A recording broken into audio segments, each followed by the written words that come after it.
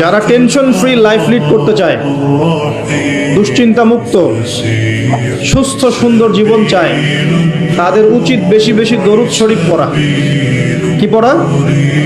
কারণ কি জানেন? কারণ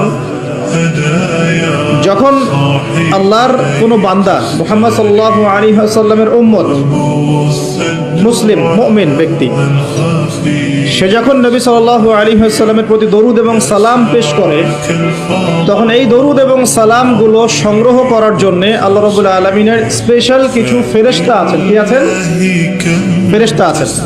এই মালায়েকা বা সম্মানিত ফেরেশতাগণ সেই দরুদগুলোকে সংগ্রহ করে, সালামগুলোকে সংগ্রহ করে নবী সাল্লাল্লাহু আলাইহি ওয়াসাল্লামের রওজা বা কবরে পৌঁছে দেন এবং নবী সাল্লাল্লাহু আলাইহি ওয়াসাল্লাম এর উত্তর দিয়ে থাকেন। তো সালামের অর্থ কি? আসসালামু আলাইকুম অর্থ কি? আপনার উপর বা আপনাদের উপরে শান্তি বর্ষিত হোক। যখন আপনি বলছেন ওয়া আলাইকুমুস সালাম, এর অর্থ কি?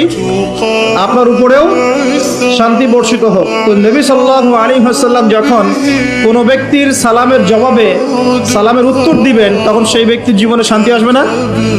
তার দোয়া পাওয়া গেল না?